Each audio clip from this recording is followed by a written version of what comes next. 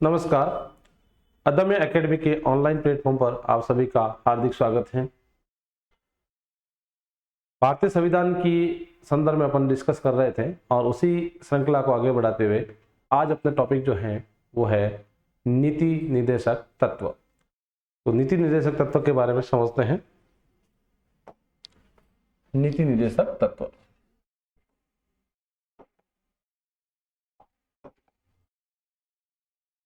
नीति निर्देशक तत्व क्या है? नीति निर्देशक तत्व उसको समझते हैं। जब संविधान का निर्माण किया गया था और संविधान निर्माण के समय ये बात आई थी कि कुछ ऐसे तत्व, ऐसे विचार जो देश के हित में हो, देश के विकास में योगदान हो, देश के नागरिकों को एक कर्तव्य का बोध कराने वाले हो, ऐसे विचारों का कहीं न कहीं समावेश होना बहुत ही जरूरी है। तो उन्हीं विचारधारा को देखते हुए महात्मा गांधी के जो विचार थे उन गांधीवादी विचारधारा को देखा गया, समाजवादी विचारधारा को भी देखा गया और कहीं की इन बुद्धिजीवी या ये कह सकते हैं बौद्धिक विचारधारा को भी देखा गया और इन गांधीवादी, समाजवादी और बौद्धिक विचारधारा का समावेश है वो नीति निर्देशक तत्वों में है, वो समाहित किया गया।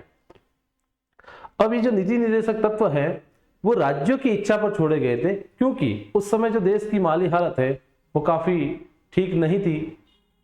अब अंग्रेज है वो भारत को एक तरह से खोखला कर चुके थे और देश के पास इतना संसाधन भी नहीं था, ऐसी आर्थिक रूप से इतना सामर्थ्य नहीं था कि इन सभी व्यवस्थाओं को सभी स्थितियों में लागू किया जा सकता है। तो उन्होंने भविष्य के संदर्भ में ये व्यवस्था की कि ऐसी इच्छा, ऐसी बातें, ऐसे विचार जो राज्यों की इच्छा पर, जिसको हम प्रांत कह सकते हैं, प्रांतों की इच्छा पर छोड़ा और आपको लग रहा है कि ये देश के विकास में सहयोगी हो सकते हैं और आर्थिक स्थिति अपने अकॉर्डिंग हो, अपने पक्ष में हो, उस स्थिति में इनको लागू किया जा सकता है। इनको लागू करना या नहीं करना ये प्रांतों की इच्छा पर छोड़ा गया था। उसके बाद जैसे जैसे राज्यों को, देश को लगा, उन्होंने उसके संदर्भ में वो फैसले लेते रहे और एक कल्याणकारी लोक राज्य या कल्याणकारी व्यवस्था बनाने के लिए इनका जो योगदान है वो काफी अहम माना जा सकता, अग्रणी माना जा सकता है। और ये नीति निर्देशक तत्व है वो अपने देश में अगर लिए गए हैं तो ये आयरलैंड से प्रभावित है, आयरलैंड से लिए गए हैं। आयरलैंड में ऐसी व्यवस्था थी है तो उसी से प्रभावित है, वो अपने देश में लिए गए हैं। और ये संविधान के भाग अगर बात करते हैं तो संविधान के भाग 4 में ये लिए गए हैं।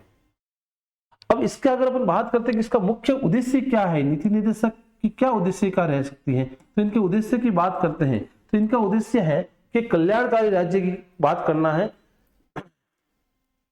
एक कल्याणकारी राज्य ऐसा हो जो सभी नागरिकों के, सभी हित की बात करता हो, उसी के संदर्भ में है। या ये भी कह सकते हैं कि नागरिकों का परम कर्तव्य होगा कि वे नीति निर्देशक तत्वों का पालन करें। डॉक्टर अंबेडकर ने कहा है कि ये एक अनोखी विशेषता है, नीति निर्देशक तत्व है वो अनोखी विशेषता है। तो ये बात जो कही थी वो डॉक्टर अंबेडकर ने कही थी।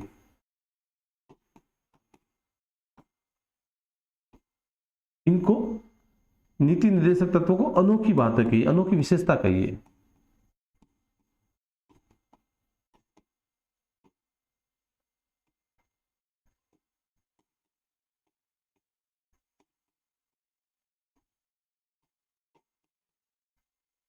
अनोखी विशेषताएं बताया।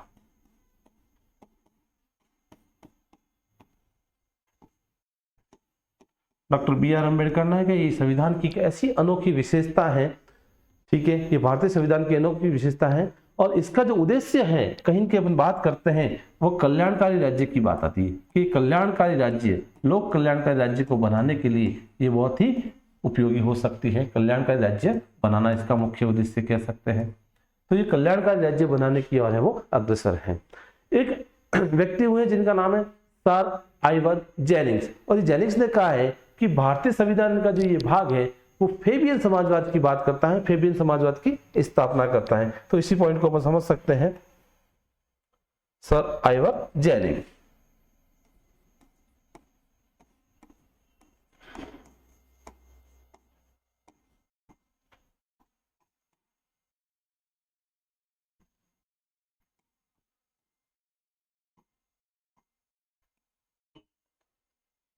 ये फेबियन समाजवाद की स्थापना करता है। फेबियन समाजवाद की बात। इन्होंने कहा है कि भारतीय संविधान जो है वो भारतीय संविधान का ये नीति निर्देशक वाला भाग है वो फेबियन समाजवाद की स्थापना करता है, फेबियन समाजवाद के बारे में वो इंडिकेशन करता रहता है। इस तरह से ये बात सारी की गई है। अब इसी के अंदर अपन देखते हैं तो एक व्यक्ति है जिसका नाम है ऑस्टिन, और ऑस्टिन ने कहा है कि ये एक तरह से संविधान की आत्मा की तरह बात करता है। ऑस्टिन और ऑस्टिन कहता है कि ये संविधान की आत्मा ही नहीं है, अंतरात्मा है। तो ये संविधान की अंतरात्मा के संदर्भ में इन्होंने बताया है ये संविधान की अंतरात्मा है।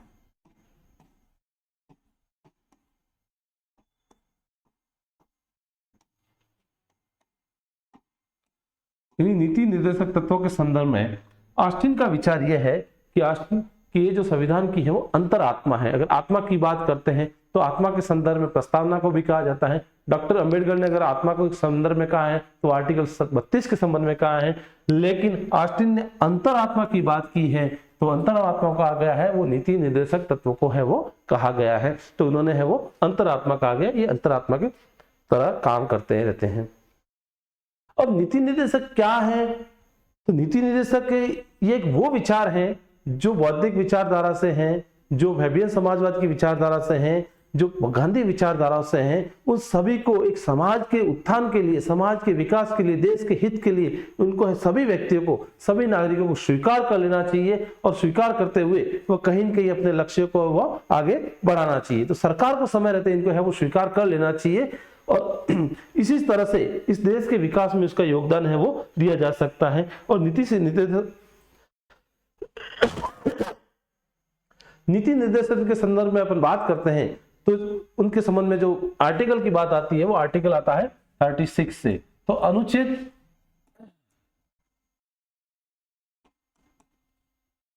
36 से लेके 51 तक जो आते हैं वो सारे के सारे नीति निर्देशक संदर्भ के तत्वों में आते रहते हैं। नीति निर्देशक तत्व के संदर्भ में माने जाते हैं। इनकी भाग की बात की जाती है, भाग 4 में आते हैं और आयरलैंड से लिए गए हैं, आयरलैंड से प्रभावित।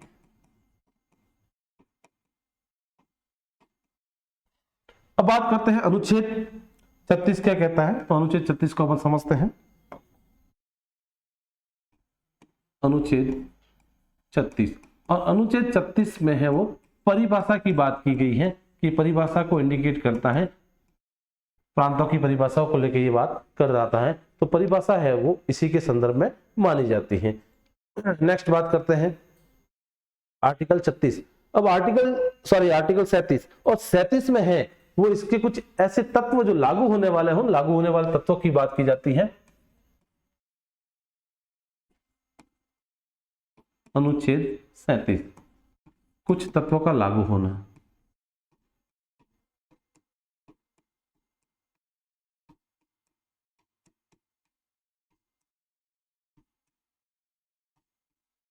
परीक्षा में हालांकि ये दोनों पॉइंट है बहुत कम पूछे जाते हैं, लेकिन फिर भी सामान्य जानकारी के लिए इतने संबंध में अपने को ध्यान रखना थोड़ा सा उचित रहेगा। नेक्स्ट बात करते हैं अनुच्छेद 38 की 38 की। और अनुच्छेद 38 से है वो प्रश्नों की श्रृंखला है वो अपने यहाँ पे जो बनती रहती है। तो ये जो अनुच्छेद 38 कहता है वो सामाजिक अभिवृद्धि या कह सकते हैं लोक कल्याण की अभिवृद्धि के लिए सामाजिक व्यवस्था बनाएगा। और ये जो राज्य को कहा गया है यानी राज्य लोक कल्याण की अभिवृद्धि के लिए, राज्य लोक कल्याण की अभिवृद्धि के लिए, कल्याण की वृद्धि कह सकते, अभिवृद्धि कह सकते, एक ही बात है। अभिवृद्धि के लिए राज्य लोक कल्याण की अभिवृद्धि के लिए, राज्य लोक कल्याण की अभिवृद्धि के लिए कुछ ऐसी व्यवस्था करेगा जो समाज का विकास है, तो उसको अपन कह सकते हैं सामाजिक व्यवस्था करेगा। सामाजिक व्यवस्था करेगा। यानी आर्टिकल 38 ये कहता है कि राज्य लोक कल्याण, जनता की भलाई के लिए, जनता के विकास के लिए, जनता की और राज्य के विकास के लिए या उसको बढ़ावा देने के लिए, अभिवृद्धि के लिए सामाजिक व्यवस्था करेगा। जैसे आपने कई राज्यों में, कई प्रांतों में देखा होगा कि सरकार है वो कुछ समय के लिए अलग अलग योजनाएं चला सकती है और वो सामाजिक कल्याण के लिए होती है, जैसे कि सामाजिक सुरक्षा योजना, पेंशन योजना, अन्न योजना, अन्न देना है, या फिर इनको अन्य तरह से जो मेडिकल की सुविधा है, जो फ्री मेडिकल कैंप वगैरह करवाना या फ्री मेडिकल की सुविधा देना, तो वो सारे के सारे आर्टिकल 38 के तहत ही वो सारी सुविधा है वो दी जाती है। यानी राज्यों के विकास के लिए वह कहीं की व्यवस्था कर रहा है, तो इसमें अलग अलग तरह की स्कीमें है वो शुरू की जा सकती हैं, तो वो सारी की सारी इससे प्रभावित रहती हैं। नेक्स्ट आर्टिकल 39 की बात करते हैं, और 39 कहता है कि राज्य द्वारा की गई अनुकरणीय योजनाएं, अनुकरणीय योजनाओं की बात की जाती है।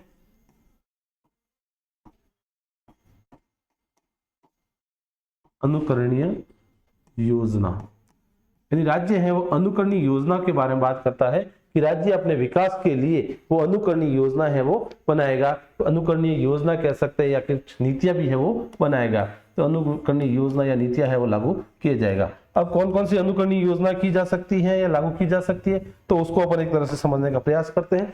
अनुकरणीय का मतलब कि राज्य की जो भौतिक परिवेश होती है और उसी के साथ सामाजिक जो ढांचा होता है, उस सामाजिक ढांचों को सामाजिक ढांचे को विकास करने के लिए, उनके उद्देश्य को पूरा करने के लिए कुछ ऐसी योजनाएं बनाई जा सकती हैं, जैसे कि सभी नागरिकों को जीविका प्राप्त करने का अधिकार है, तो ये इसी का पार्ट है।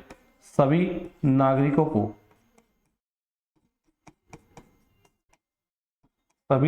को जीविका कह सकते हैं या रोजगार कह सकते हैं, तो जीविका प्राप्त करने का या रोजगार प्राप्त करने का, जीविकोपार्जन कह सकते हैं, जीविकोपार्जन हेतु सुविधा उपलब्ध करवाना।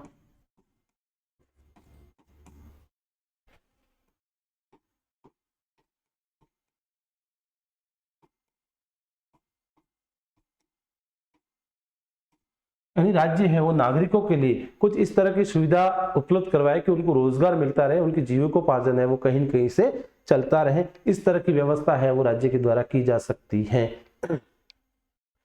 सामुदायिक विकास के लिए भौतिक संसाधनों का विकास करना, सामुदायिक विकास हेतु भौतिक संसाधनों का विकास करना।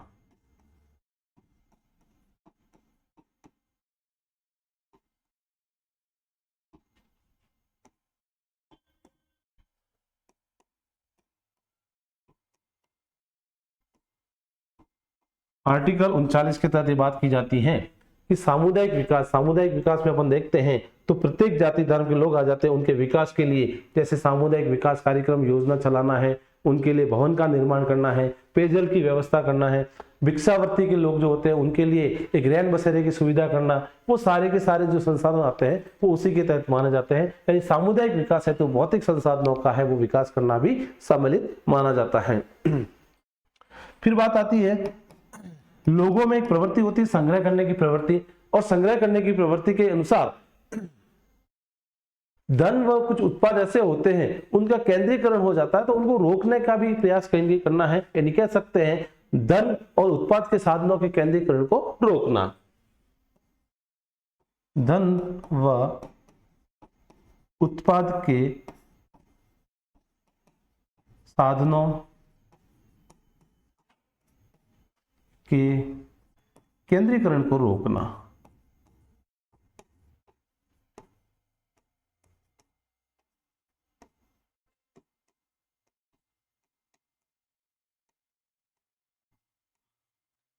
कहीं ऐसे लोग होते हैं जो धन का संचय करते हैं, अति धन का संचय हो जाता है, या उनको जो उत्पाद होते हैं वो उनको संग्रह कर लेते हैं और अपने तक सीमित रखते हैं।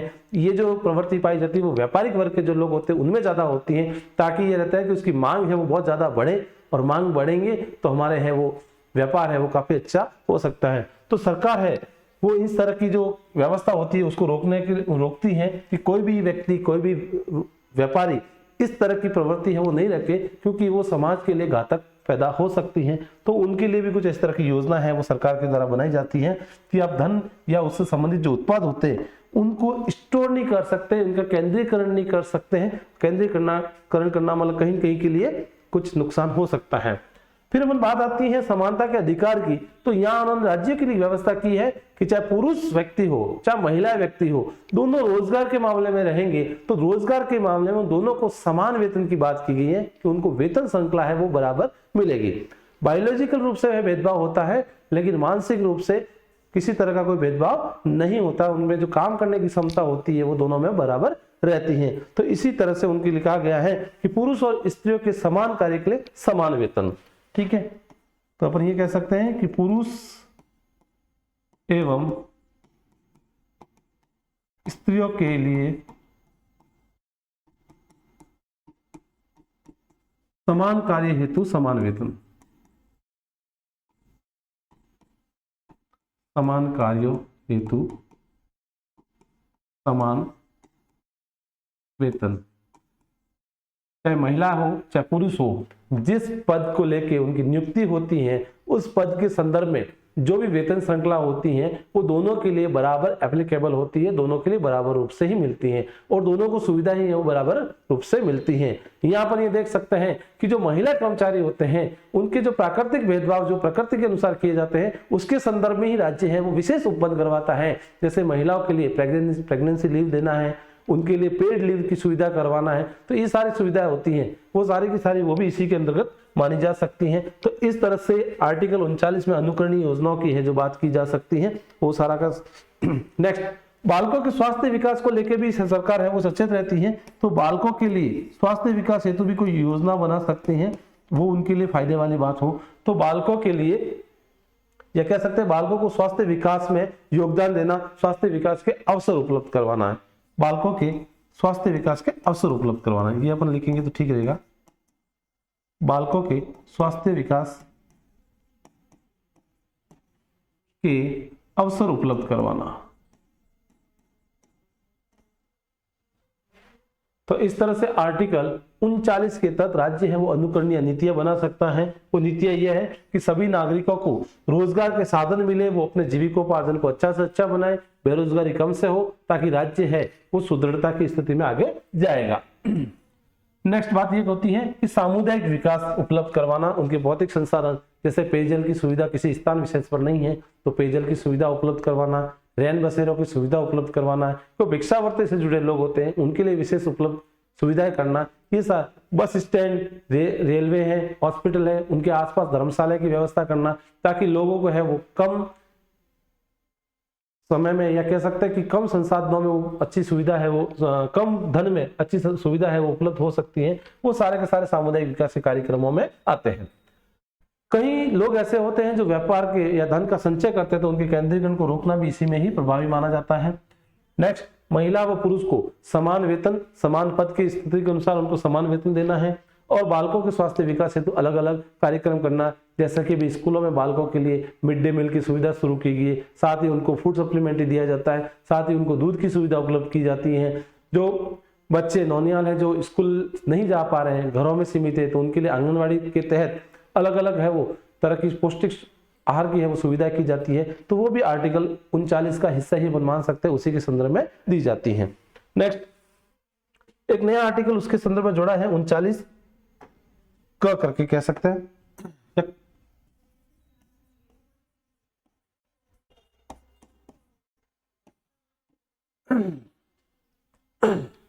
39 क, और ये परीक्षा में कई बार अक्सर पूछा भी जाता है तो इसको थोड़ा सा याद भी रखना है। और ये है कि समान न्याय एवं गरीबों को निःशुल्क विधिक सहायता उपलब्ध करवाना। निःशुल्क विधिक सहायता की बात कर रहा है ये, निःशुल्क विधिक सहायता।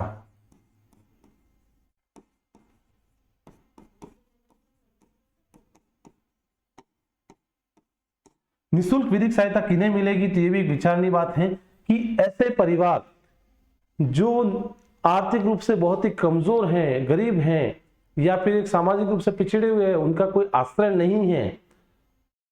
कई जगह अपने देखने को मिलता है कि बहुत से ऐसे आज के लोग ये होते हैं कि अपने माँ बाप को छोड़ देते हैं, माँ बाप की केयर नहीं करते हैं, और वो माँ बाप है वो एक ऐसे माहौल में चले जाते हैं कि उनको लगता है कि हम इस दुनिया में लूट चुके हैं, हमारे पास कुछ भी नहीं होते हैं। या कुछ ऐसे व्यक्ति, ऐसे परिवार जिनके परिवार में कोई ऐसा है ही नहीं और वो बिल्कुल ही एक निस्सहाय हो जाते हैं, उनका कोई सपोर्ट करने वाला नहीं होता है। ऐसे व्यक्तियों के लिए, ऐसे परिवारजनों के लिए सरकार ने निःशुल्क विधिक सहायता उपलब्ध करवाने का बात की गई है कि उनको आर्टिकल 39 का के तहत निःशुल्क विधिक सहायता उपलब्ध करवाई जाएगी। उनको वकील की सुविधा है वो सरकार की ओर से दी जाएगी और उनको जो न्याय है वो बराबर मिलता रहे, तो उनको जो न्याय मिलेगा वो समान न्याय मिलेगा। कई बार ऐसा होता है कि उनकी जमीन जायदाद है वो हड़पने का भी प्रयास किया जाता है, तो ऐसी स्थितियों में कहीं है वो अज्ञानता के वशीभूत या उनको उनकी जानकारी नहीं होती है, तो विचारों में रह जाते हैं कि हम क्या करें। इसलिए सरकार ने एक प्रावधान किया गया है आर्टिकल 39 का के तहत उनको भी, ऐसे व्यक्तियों को निःशुल्क विधिक सहायता है वो उपलब्ध करवाई जाएगी। इसी के संदर्भ में अपन देखते हैं तो कहीं ऐसी महिलाएं होती हैं जो बेघर हो जाती हैं या उनको उनके पति की डेथ हो जाने के बाद उनके ससुराल वाले जो प्रताड़ित करते हैं, तो ऐसे महिलाएं वो भी सामाजिक रूप से बहुत पिछड़ी होती है, उनकी आर्थिक स्थिति भी दयनीय होती है, तो उनको भी निःशुल्क विधिक सहायता है वो उपलब्ध करवाई जा सकती है। तो ये परीक्षा में कई बार रिपीटेड क्वेश्चन पूछा जाता है, विधिक सहायता है तो आर्टिकल 39 के संदर्भ में अपन बात करते हैं। नेक्स्ट बात करते हैं आर्टिकल 40 ग्राम सभा का गठन।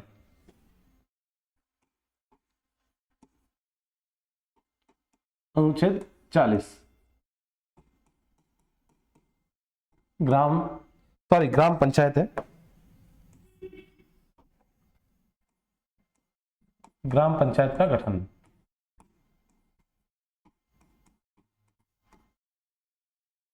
ग्राम पंचायतों के बारे में जो बात की गई है वो आर्टिकल 40 के संदर्भ में ही बात की गई है कि ग्राम पंचायत है वो राज्य अपने स्तर पर है वो ग्राम पंचायतों का निर्माण करेंगे, ग्राम पंचायतों का संगठन करेंगे, ग्राम पंचायत की स्थिति को देखते रहेंगे। और ये महात्मा गांधी के विचारों पर आधारित है। महात्मा गांधी का विचार था कि भारत की जो जनता है वो गांवों में निवास करती है और गांवों का विकास करना ही देश का विकास करना होता है। उसी संकल्पना के आधार पर, उसी विचारों से है वो आर्टिकल 40 से वो प्रभावित है और उसी से लिया गया है कि समान ग्राम पंचायतों का संगठन उसके अनुसार होना चाहिए। नेक्स्ट अपन बात करते हैं आर्टिकल 21 की, सॉरी आर्टिकल 41 है, आर्टिकल 41। आर्टिकल 41 ये कहता है कि काम पाने के लिए, शिक्षा पाने के लिए, काम पाने के लिए, शिक्षा पाने के लिए लोक सहायता पाने का है वो प्रत्येक व्यक्ति को अधिकार रहेगा और वो है व्यक्ति है वो कुछ कर सकता है, अपना जीवन यापन है वो आगे से आगे कर सकता है। तो इसको अपन इस तरह से कह सकते हैं कुछ दशा में काम, शिक्षा और लोक सहायता पाने का अधिकार, कुछ कंडीशन में, यानी कुछ दशा में काम,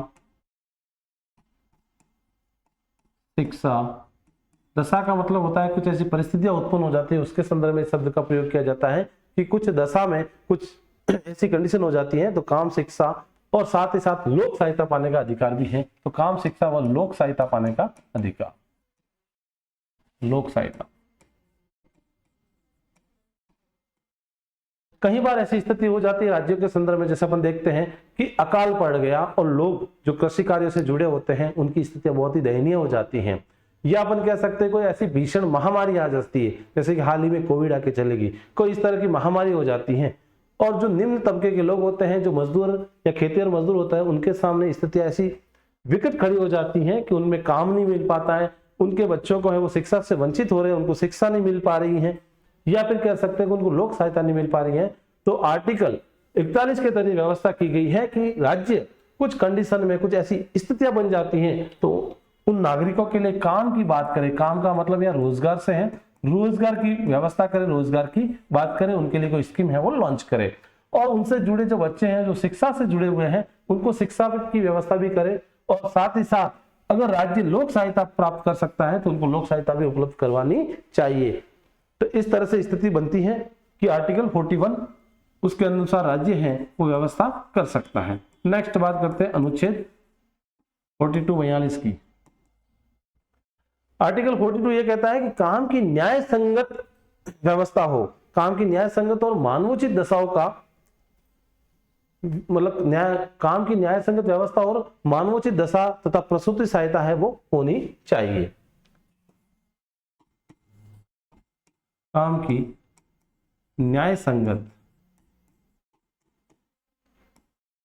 यानी कोई भी व्यक्ति किसी स्थान विशेष पर काम के लिए जाता है तो वो काम है वो न्याय संगत होना चाहिए। यानी जो व्यक्ति है वो व्यक्ति वो काम करे, उस करने के लिए हो या करने के योग्य हो, वैसी व्यवस्था होनी चाहिए। ऐसी नहीं कि अमानवीयता, जैसे मान लीजिए एग्जाम्पल के तौर पे कि भरी दोपहरी में उसको काम करना है और सभी लोग तो आराम कर रहे हैं और उसको ऐसी गर्मी में काम करने के लिए जाए कि वो बेहोश हो जाए या फिर वो गर्मी की वजह से काम नहीं कर पाए, तो ऐसी स्थिति अभी नहीं होनी चाहिए। काम के लिए उसकी न्याय संगत व्यवस्था हो, काम कर सकता हो, करने योग्य व्यवस्था हो, ऐसी स्थिति ही है वो न्याय संगत के संदर्भ में मानी जाती है। और मानवीय दशा, मानव की दशा होनी देखनी जरूरी है। वो पशु तुल्य नहीं है, वो मानव है तो मानव को समझना होगा। तो मानवोचित व्यवस्था होनी चाहिए कि वो मानव है, पहले वो मानव है और मानव को समझना, मानव का हित देखना, मानव का काम करना, तो मानवोचित दशा होना जरूरी है। मानवोचित दशा भी हो और साथ ही प्रसूति उपबंध भी हो।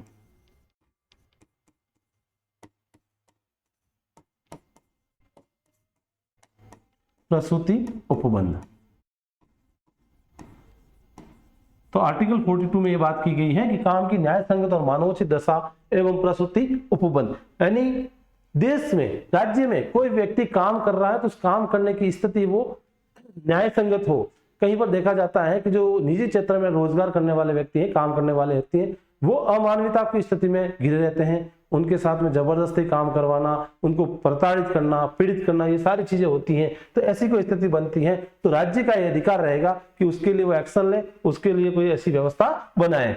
मानवोचित दशा भी हो कि सर्दी, गर्मी, वर्षा ऋतु, मौसम, इन सभी चीजों को देख के कोई कितना हैजार्ड वाली कोई चीज है, वो सभी चीजों को देखते हुए वो कंडीशन है वो अच्छी उपलब्ध करवाए जहां मानव है वो आराम से काम कर सकता है। साथ ही ये बात की गई है कि राज्य अगर चाहे तो प्रसूति उपबंध की व्यवस्था भी कर सकते हैं, यानी जो प्रेगनेंसी महिलाएं होती है उनके संदर्भ में कोई बात की जा सकती है। तो अभी सरकार ने इसके बारे में बहुत सारा जो विचार किया गया है और लगभग प्रत्येक प्रांतों में, प्रत्येक राज्यों में व्यवस्था शुरू कर दी गई है। महिलाओं को है वो पौष्टिक आहार दिया जाता है, आशा सहयोगिनी और आंगनवाड़ियों के द्वारा उनकी पूरी देखरेख की जाती है और प्रत्येक प्रसूति जो है वो अस्पताल में करवाने के लिए भी अनिवार्य कर दिया गया है। और साथ ही साथ प्रसूति होने के बाद भी उनको है वो सहायता है दी जाती है। तो ऐसी सारी की सारी जो व्यवस्था है वो आर्टिकल 42 के अंतर्गत दी गई है।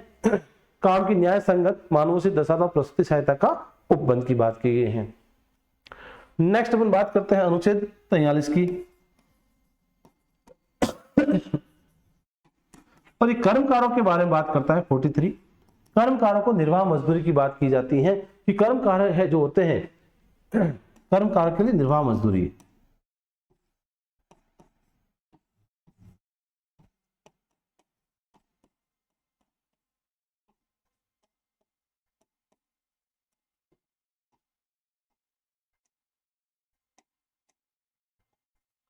यानी जो कुमार जाति से है, सुतार जाति से है, ऐसे जो लोग होते हैं वो कर्मकार की कैटेगरी में आते हैं। यानी कुछ नए काम तरीके को किया जा सकता है वो कर्मकार माने जाते हैं। और ऐसे जो कर्मकार करने वाले काम हैं उनको जो मजदूरी है वो उनके निर्वाह करने योग्य हो। ऐसी कई बार स्थितियां बन जाती हैं कि जो मिट्टी के काम करने वाले व्यक्ति हैं, आंधी की वजह से, तूफान की वजह से उनको है वो मजदूरी भी नसीब नहीं हो पाती है, तो उनके लिए सरकार की जिम्मेदारी बनती है कि उनको है वो निर्वाह मजदूरी मिले, उस तरह की ऐसी व्यवस्था की जाए। तो आर्टिकल 43 में ऐसी व्यवस्था की गई है।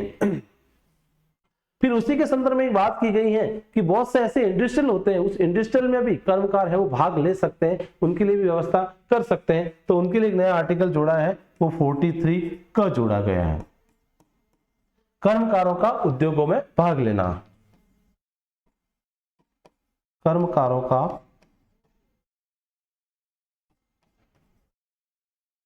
उद्योगों में भाग लेना, जो कर्मकार हैं वो उद्योग में भाग भी ले सकते हैं। और सरकार को ऐसी स्कीम बनानी होगी कि जो उद्यमी हैं, जो उद्यम चलाने वाले हैं, जो व्यवसायी हैं, वो किसी उस स्कीम के माध्यम से उनसे जुड़े और दोनों जुड़ के कोलैबोरेशन में कोई काम करें ताकि उद्योगों को भी फायदा हो और कर्मकारों को भी एक फायदा मिलता रहे। उसी के संदर्भ में बात की गई है, अनुच्छेद 43 क में बात की गई है। नेक्स्ट अपन बात करते हैं इसी से आगे अनुच्छेद 44 की बात करते हैं। नागरिकों के लिए एक समान सिविल संहिता, और सॉरी एक 40 ख भी जोड़ा गया है। नेक्स्ट 43 ख, और ये है वो सहकारी समितियों के लिए बना गया है कि राज्य अपने विकास के लिए सहकारी समितियों को प्रोत्साहन कर सकते हैं, भाग दे सकते हैं। तो सहकारी समितियों को प्रोत्साहन की बात की गई है। सहकारी समितियों को प्रोत्साहन,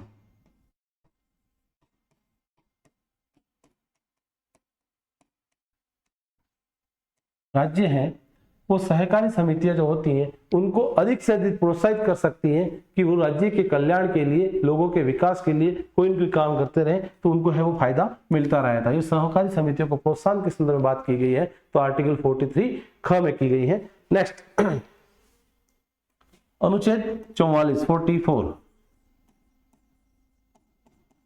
अनुच्छेद 44 समान नागरिक संहिता की बात की गई। समान नागरिक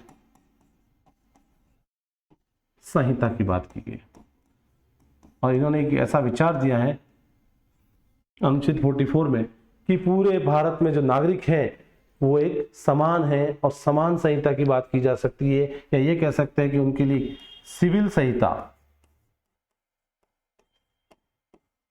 वो समान हो, समान नागरिक सिविल संहिता, यानी भारत में रहने वाले, देश में रहने वाले, राज्य में रहने वाले सभी नागरिकों के लिए सभी तरह के कानून है वो समान हो। ऐसा नहीं हो कि जाति विशेष या धर्म विशेष को लेकर कोई बात की जा सकती है, ऐसा नहीं। जैसा अभी हाल ही में आपने देखा होगा, अपने राज्यसभा के सांसद, पूर्व राज्यसभा सांसद डॉक्टर किरोड़ी लाल मीणा जी ने भी एक मुद्दा है वो निजी विधेयक के तहत उठाया था। उन्होंने कहा था कि समान नागरिक संहिता पर बात की जानी चाहिए, और ये मुद्दा है वो हाल ही में उछाला गया था और संसद में ये बात दोहराई गई थी। और उसमें ये कहा गया था कि जिस तरह से कुछ एक धर्म विशेष के द्वारा ये देखा जाता है कि वहां अपने संविधान के जो नियम है वो उनके द्वारा पालन नहीं किया जाता है, और पालन नहीं करने के उपरांत भी उनके लिए कोई कानूनी एक्शन नहीं लिया जाता है, तो ये कहां तक उचित है। तो उनका कहना भी सही है, और अपन इस चीज को समझ सकते हैं कि समान नागरिक संहिता की जब बात आती है तो उस चीजों को ये देखना बहुत ही जरूरी हो जाता है। नेक्स्ट देखते हैं आर्टिकल 45, और आर्टिकल 45 जो है वो 86वें संविधान संशोधन अधिनियम 1986 के तहत जोड़ा गया था, और उसमें कहा गया था कि राज्यों का यह कर्तव्य होगा कि वो निःशुल्क शिक्षा के लिए प्रावधान करे।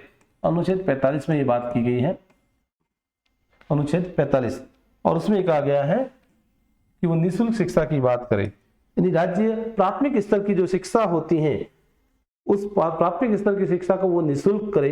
तो बालकों के लिए निःशुल्क और अनिवार्य शिक्षा की बात की गई है। बालकों के लिए निःशुल्क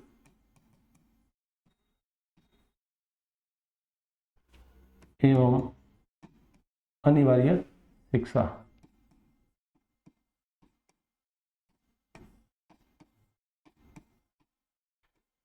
प्रत्येक राज्य का एक कर्तव्य होगा कि 14 वर्ष से लेकर 6 से लेकर 14 वर्ष तक के बालकों के लिए, इसमें लड़के लड़की दोनों शामिल माने जाते हैं, बालकों के लिए निःशुल्क एवं अनिवार्य शिक्षा की व्यवस्था की जाएगी, और सभी बालक हैं कोई प्राथमिक विद्यालय में जाएंगे और शिक्षा ग्रहण करेंगे। और इसी के तहत आर्टिकल 21 का भी जोड़ा गया है, और साथ में अगर देखते हैं मूल कर्तव्य 51, जो 11वां मूल कर्तव्य है 51 कम है, वो भी जोड़ा गया है, और उसमें माता पिता या अभिभावकों का एक कर्तव्य दिया गया है कि आपको 6 वर्ष से लेकर 14 वर्ष तक के बालकों को अनिवार्य रूप से विद्यालय भेजना है और उनको शिक्षा से जोड़ना है।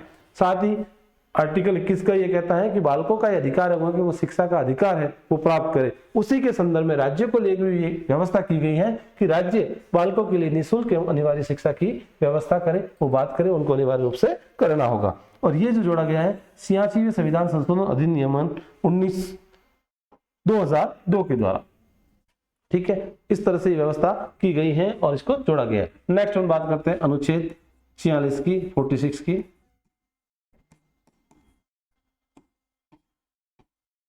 आर्टिकल 46 और 46 जो ये है वो SC ST या जो दुर्बल वर्ग होता है उन दुर्बल वर्गों के लिए शिक्षा व धन के हितों की अभिवृद्धि की बात कर रहा है, ठीक है। सॉरी,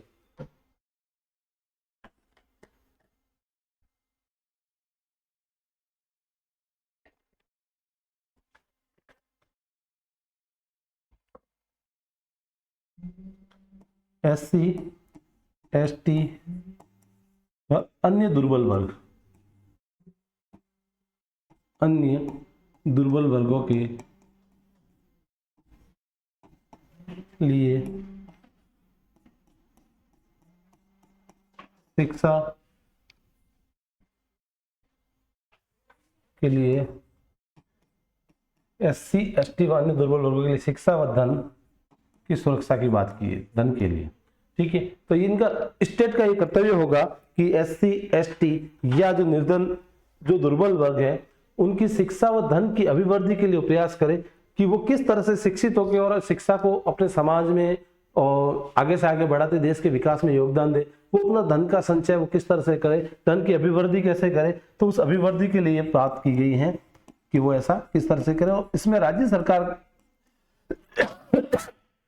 है वो उनके लिए कोई नीति बनाता रहे, और इस तरह से नीति बनेगी तो कहीं ना कहीं देश के विकास में अपन बात कर सकते हैं। तो ये आर्टिकल 46 कह रहा है। नेक्स्ट अपन बात करते हैं 47 की। आर्टिकल 47 ये कह रहा है कि पोषण स्तर पर बात की जा सकती है। राज्यों का ये कर्तव्य होगा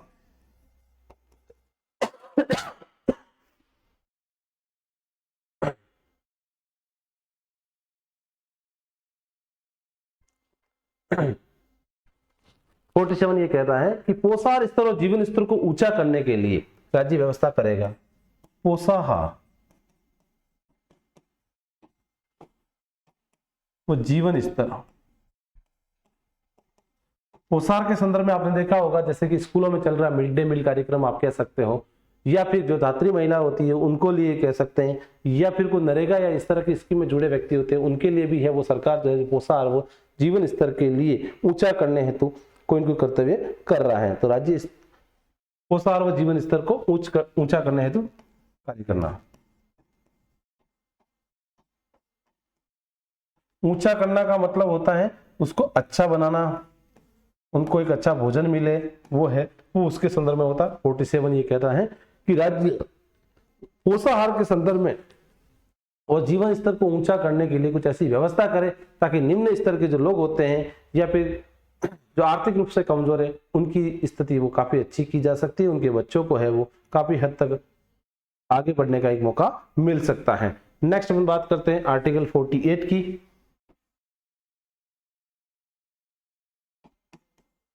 अनुच्छेद 48, और अनुच्छेद 48 जो कह रहा है वो कहीं ना कहीं कृषि व पशुपालन में एक मॉडर्नाइजेशन की बात करता है कि आधुनिकता उसमें जोड़ी जाए, वैज्ञानिक प्रणाली का समावेश हो ताकि लोग कृषि व पशुपालन से जुड़ेंगे और कृषि और पशुपालन से उनकी आय में वृद्धि होगी ताकि उनका जीवन स्तर अच्छा हो सकता है। उनका जीवन स्तर अच्छा होगा तो राज्य का विकास है वो स्वतः ही हो जाएगा। तो ये अपन कह सकते हैं कृषि एवं पशुपालन में वैज्ञानिक वृद्धि करना, कृषि एवं पशुपालन में, कृषि एवं पशुपालन में वैज्ञानिक एवं आधुनिकता को बढ़ावा देना।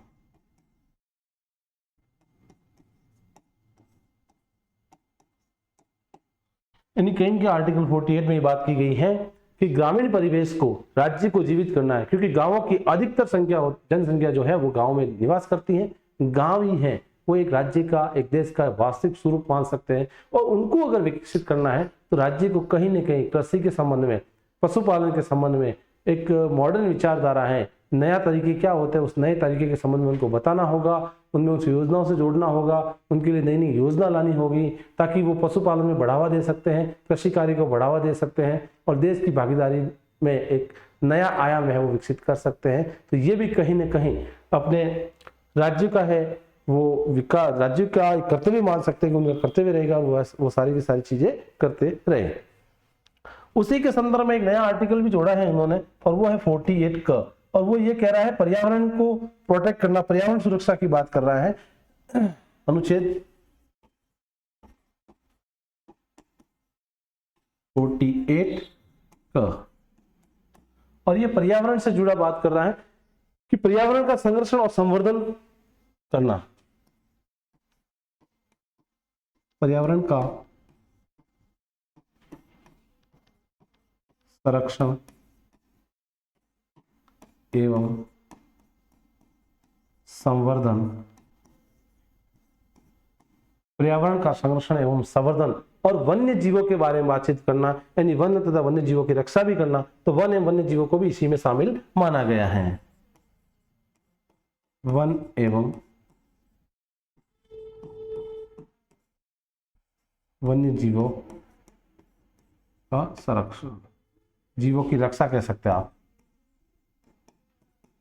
यानी आर्टिकल 48 क में बात कही गई है कि पर्यावरण को बढ़ावा देना। आज के समय में देखा जाता है तो कृषि को कम किया गया है, वनों की है वो समाप्ति हो रही है और कल कारखाने वो दिनों दिन खुलते जा रहे हैं। तो सरकार को कहीं कहीं ये भी देखना होगा कि जो एक प्रकृति का बैलेंस होता है, इसमें कह सकते हैं कि पूरे प्रकृति में 33% वनों का होना आवश्यक होता है, ताकि एक बैलेंस है वो बनाया जा सके, पॉल्यूशन को कम किया जा सके। तो उसके लिए 48 का में प्रावधान किया गया है कि वो पर्यावरण को संरक्षित करे, संवर्धित करे और साथ ही साथ खाद्य श्रृंखला जो बनी रहती है, जो पशु पक्षी जीव जंतु जो भी एक दूसरे पर आश्रित रहती है, वो व्यवस्था वापस पुनः बनी रहे, जिससे क्या होता है खाद्य श्रृंखला के तहत एक पूरी व्यवस्था को है वो नियमित बैलेंसिंग किया जा सकता है। तो उसके लिए वन्य एवं वन्य जीवों की रक्षा करना भी कहीं न कहीं आवश्यक होता है और यही व्यवस्था है वो आर्टिकल 48 का के तहत राज्यों को है वो दी गई है। इस तरह से 48 का प्रावधान है। नेक्स्ट, अपने देश में राष्ट्रीय महत्व के बहुत सारे स्मारक हैं, बहुत सारे ऐसे स्थान हैं, बहुत सारी ऐसी वस्तुएं, उनको भी प्रोटेक्ट करना है, तो उनके लिए भी बात की गई है 49 में की गई है। तो नेक्स्ट हम बात करते हैं अनुच्छेद 49 की। अनुच्छेद 49 और अनुच्छेद 49 ये कह रहा है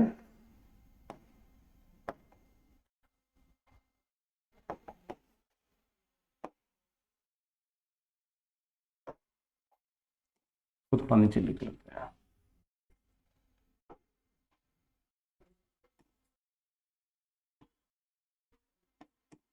अनुच्छेद 49 आर्टिकल 49। तो आर्टिकल 49 क्या कहता है? राष्ट्रीय महत्व के स्मारक स्थान और वस्तुओं का संरक्षण करना है।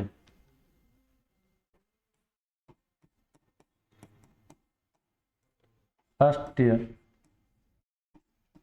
महत्व के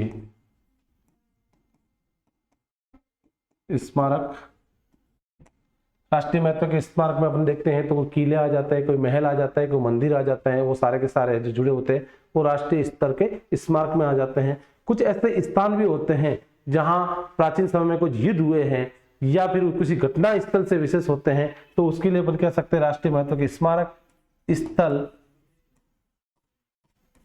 तो स्थल जो जुड़े होते हैं उनको भी कहीं न कहीं है वो संरक्षण देना है, वो सरकार का कार्य हो सकता है। और उससे जुड़ी कोई वस्तुएं हैं, स्थल एवं कुछ वस्तुएं,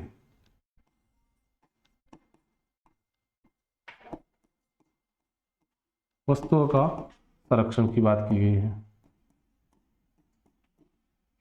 तो राष्ट्रीय महत्व के जो भी स्मारक होते हैं, स्थल होते हैं और कुछ वस्तुएं होती है, उनको भी संरक्षण करना बहुत ही आवश्यक होता है कि आने वाली जो पीढ़ी होती है, जो वो पीढ़ी है वो अपने देश के विकास में जिसने भी योगदान दिया है, व्यक्ति ने, संस्थाओं ने या फिर प्राचीन समय में जो व्यवस्था रही है, उन सभी को जानने का, समझने का उनको अवसर मिल जाए। और इस तरह से सरकार को है उन स्मारकों को भी बनाए रखना है, उनका पुनर्निर्माण भी करवा सकती है, उनको प्रोटेक्ट भी कर सकती हैं, उन स्थल को व्यवस्थित करवाना भी है। और जो वस्तुएं जो भी उनसे जुड़ी हुई थी, उन वस्तुओं का एक म्यूजियम बना के उनको सहेजा जा सकता है, ताकि आने वाली पीढ़ी जो है उनको देख सकती है, उसके बारे में समझ सकती है। नेक्स्ट बात करते हैं अनुच्छेद 50 की।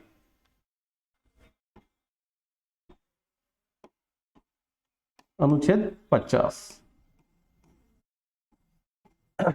अब आर्टिकल 50 ये कहता है कि कार्यपालिका से,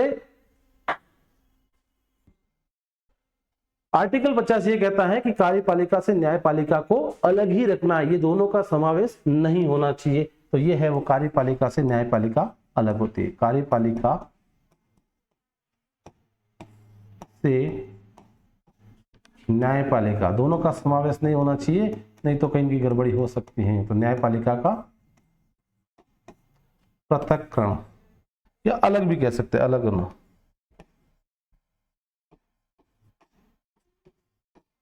कार्यपालिका से न्यायपालिका का पृथक्करण होना, ये भी इसी में है, वो समाहित की गई हैं। नेक्स्ट अपन बात करते हैं आर्टिकल 51 की, अनुच्छेद 51, और ये कहता है अंतर्राष्ट्रीय शांति की बात कर रहा है कि अंतर्राष्ट्रीय शांति होनी चाहिए, उसमें अपने देश का भी योगदान होना चाहिए, प्रत्येक नागरिक का योगदान होना चाहिए, तो अंतर्राष्ट्रीय शांति बनी रहे और उसकी सुरक्षा भी बनी रहे, ताकि पूरे देश में, पूरे विश्व में एक शांति है वो स्थापित की जा सकती है। तो अंतर्राष्ट्रीय शांति की बात की गई यहाँ पर।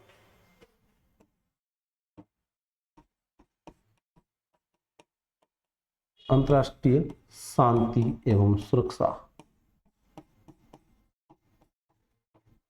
अंतर्राष्ट्रीय शांति एवं सुरक्षा की बात की है, ताकि देश की व्यवस्था को है वो एक नियमित बनाया जा सकता है, संयमित बनाया जा सकता है, और ऐसा काम किया जा सकता है।